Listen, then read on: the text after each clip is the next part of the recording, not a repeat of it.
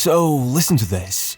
Defenders are just not the same as they used to be. I'm sorry, but Virgil van Dijk doesn't exactly strike fear into anyone's soul.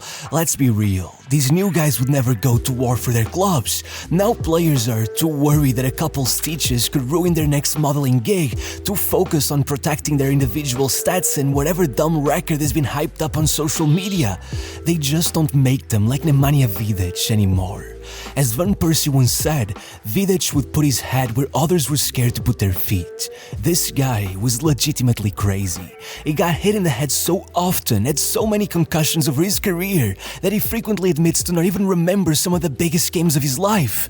He literally won a Champions League and says he barely remembers the final. Yet, even while playing with zero regard for his own physical integrity, probably holding the record for most matches played with blood running down his face, he only had about 3 injuries, all minor, in the 5 years for which he was the best defender in Europe. But as much as the fans love to claim that he didn't feel pain, that he was the Serbian Terminator, the reality is even scarier. As Vidic said it himself, you can fix a broken nose, but if you concede a goal, you can never fix your pride. In other words, that is why no player in Man United's history gets even close to matching his winning percentage for the club. But really, do you want to know why I know that Nemanja Vidic would actually go to war for his team? Because in 2009, with Kosovo declaring itself independent from Serbia and tensions brewing as everyone worried the war may be reignited, according to Sir Alex Ferguson himself, Vidic went into his office, warned him to be prepared for his absence, and when Sir Alex asked why, he replied, "Kosovo, I am going. It is my duty to fight for my country." I repeat, the at the time European and English champion, the Ballon d'Or nominee and multimillionaire superstar footballer, was prepared to die in a war if needed. Not a metaphor, not an hyperbole, a literal war. Though, if you know anything about his past, it explains a lot. You see, the reason I'm on camera is that there aren't really any childhood pictures of Vidic, and you're about to see why. By the age of 7, he was already so obsessed with football that his first manager had to frequently tell the other teams to be wary of the little one, he bites. And so, by the age of 10, once he saw the great Red Star of Darko Pančev, Savicevic and Prosinečki win the Champions League, he decided he had to find a way to move to the capital, even though he came from a city so small you could fit its entire population inside Red Star Stadium. However, that's when the problem started. Because that same year, the Cold War ended, and so began the Yugoslav Wars. Still, regardless of it all, 2 years later, he had moved to a bigger club at the edge of town, insisting he'd just run to training, rain or shine, once his parents told him they could not drive him there. Such was his obsession that his mom claims he once woke up on a match day with a fever, got up, ran to the pitch in the rain, and played the whole 90 minutes regardless. In fact, on his way out the door, when his mom asked him to at least bring an umbrella, all he had to say was, "What's the point of an umbrella when I'm going to play in the rain?" And so, by sheer power of will, eventually, he got Red Star to notice him. At the age of only 14 years old, on his own, in the middle of the war, Vidic moved to Belgrade, 150 miles away from home. Upon his arrival, there were already shortages of fuel, food, and medicine. Currency had lost all value and the black market had taken over the city, leading to a major rise in crime. Yet, this was only the start. In 1999, as Vidic began getting called up to first-team training for the first time, Belgrade was bombed. Just as his dreams were about to become true, Vidic was forced to flee the city and head back towards his hometown looking for safety. But only a few weeks later, the war had followed him. He found himself in a bunker, listening to one explosion after the other, and once he came out, he saw that a telecommunications center just 200 meters away from his front door had been completely destroyed. It was that close. Still, if this trauma wasn't enough to toughen him up, over summer, once the bombs stopped coming following Serbia's withdrawal from Kosovo, 19-year-old Vidic was sent on a 1-year loan to the Serbian third tier, which, as you can imagine, certainly finished the job. So much so that only a season and a half after his return, Vidic was already being named Red Star's Athlete of the Year, being made their captain at just 21 years old. However, as he said it himself, "I knew that wasn't enough. There was talent in Serbia, but I knew that to be recognized as a top-level player, I had to defeat the best of the best." So, in other words, for the next few years, Vidic went hunting for the best strikers in the business and made sure to stop them one by one. His first victim was Oliver Bierhoff. He caught hand of the former Serie A top scorer and European champion in a UEFA Cup match, and in his own words, Bierhoff was a giant and I was just a boy, but I showed him how good I was.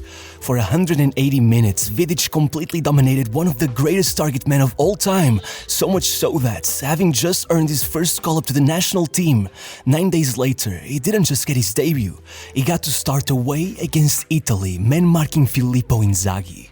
Look, you know Inzaghi, not only is he the greatest fox in the box in the history of the sport, he had just scored a hat-trick against Wales as he led Italy to win every single home game they played in those qualifiers, except one. The one against Vidic. So, how do you stop a player known for being impossible to stop? Well, as Vidic explained, he wasn't a great player on the ball, but in the box he was the most difficult player to keep an eye on, always in the right place at the right time. But unfortunately for him, my greatest strength was also my positioning and timing. And that's the thing people get wrong about Vidic. He wasn't just a brute, he was almost like an anti-Inzaghi. No one could predict a striker's movements quite like him, and fortunately for him, that day, on the stands, was Budimir Vujacic, who just happened to have played for Sporting under the guidance of Carlos Queiroz, who was now Sir Alex's assistant manager. Vujacic was already quite the fan before, but after that performance, he finally decided he just had to call his old manager. So, the following month, Sir Alex was seated in the Stade de France to see how Vidic would perform against Henry, but such was his luck that out of nowhere that day, the Serbian manager decided to experiment with playing Vidic at the center of a back three, throwing off his game so much that as he tried his best to stop Henry, they ended up letting in 3 goals from their wingers. Meaning that, after that, Sir Alex sort of forgot him for a while, which drove Vidic a little mad.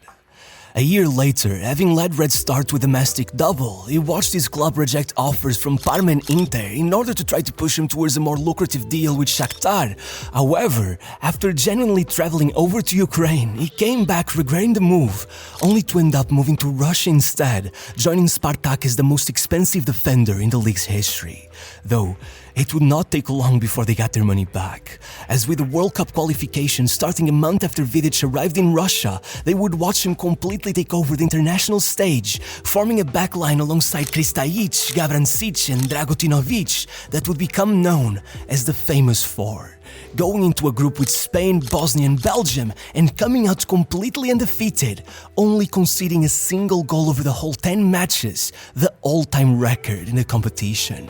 All while impressing enough in Russia that despite a poor season from Spartak, he'd still be their only player to make the league's team of the year, all in all jump-starting a race for his signing, first getting within inches of signing for Fiorentina only for the deal to get cancelled because thanks to the war, he couldn't even be registered as an European Union player, then meeting Rafa Benitez and damn near signing with Liverpool, only for that to get delayed until after Christmas, at which point Ferguson showed up again and snatched the deal within 48 hours, catching everyone by surprise by announcing the signing on Christmas Day. And his justification was simple. As I always say, forwards win you games, but good defenders win you titles. However, it really wouldn't be so simple. Only 4 years after debuting in the Serbian 3rd Division, Vidic was now arriving at Man United midway through the season, without having played in 3 months since the Russian league had ended back in November. In his own words, "My training sessions were a nightmare. I always said that maybe the ball or the player can get past me, but never both." However, now, I was kicking everyone in training, not because I wanted to, but because I couldn't catch them. Though, he wasn't the only one. Both him and Patrice Evra, the other winter signing, struggled so much, they sent them to play with the reserves. But even there, they ended up getting hooked at halftime and worse, as the media began questioning, how will these guys ever play for the first team if they can't even play for the reserves? They were given a shot at the first team and conceded 6 in their first 2 games. In the words of Evra, people were laughing at us. We genuinely thought they would send us back where we came from. In fact, a month later, when Vidic was subbed in with 7 minutes left in the League Cup final, he literally gave his medal away to Giuseppe Rossi as he felt he did not deserve it. But in the meantime, something happened. As Vidic explained, when I came back into the dressing room after training, I never saw anyone. I thought, where are these guys? After a few weeks, I started chasing them through the corridors. I found gigs doing yoga, Rio in the gym, Ronaldo riding a bicycle, Rooney doing finishing drills. After that, I began to look at my body in the mirror and think, what is this? So, once he missed the World Cup through injury, he had no choice but to spend all summer in the gym. Once he came back for his second season, he was unrecognizable. Vidic and Ferdinand complemented each other almost perfectly. If Rio was silk, an elegant ball-playing defender, Vidic was steel, an enforcer who ruled mercilessly over the penalty box, and for the next 3 years, they were basically the first two names on every team sheet, the most feared defensive duo in Europe. But don't for a second think they were best buddies. As Vidic would say, do you think I loved all 24 of my teammates? I did not. The only time we'd ever go out together was at the trophy parades. But thankfully, there'd be a lot of them.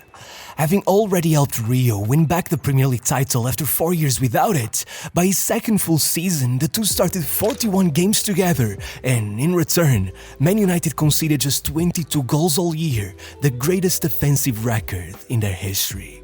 So, forget the league title, that quickly became a given. Their real goal that season was a Champions League.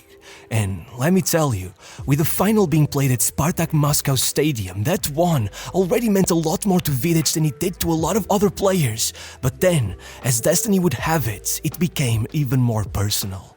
Having already missed the first leg of the semi-final over suspension, in between both legs, he played Chelsea. And listen, Vidic versus Drogba was the stuff of legend. Every time they faced off, it was a bloodbath, but that month was the worst. Only 7 minutes in, as Drogba lined up for a volley, Vidic went in and got a knee straight to the mouth, damn near breaking his teeth. So, another 7 minutes later, he was already being forced out of the pitch with a bloody mouth, and with a previous injury forcing him to be sidelined for almost a month. Well, when he stepped up for the final, against Chelsea, against Drogba, he was playing through injury and, in his own words, basically high on strong painkillers and lots of adrenaline. That day, Vidic literally did not get dribbled past once. In fact, Vidic put down 32 defensive contributions. For comparison, Terry and Carvalho put together at 28. Yeah, in other words, he got Drogba so frustrated that 4 minutes before going into a penalty shootout, he slapped Vidic in the face and got sent off. Let's just say that, if Drogba had been there for the shootout, John Terry wouldn't have had to take the decisive penalty and maybe he wouldn't have slipped. Regardless, even in the World Cup to lift the trophy, Vidic refused to get emotional. As Ferdinand recalled, when my lip began trembling and I started to well up a bit, Vida looked at me and just said, "Rio, not here." Even worse, when they asked him if Drogba had apologized, he replied, "I've already told you, I don't speak to strikers. I shake their hand and then I either win and I'm happy or I lose and I'm not happy." Yet, this was still not his peak. Look, when the next season started with Michael Richards kung fu kicking Vidic in the chest, only to come out injured himself while the Serbian walked away laughing, looking up at the stands as the fans began singing that, "Nemanja, he comes from Serbia, he'll yeah."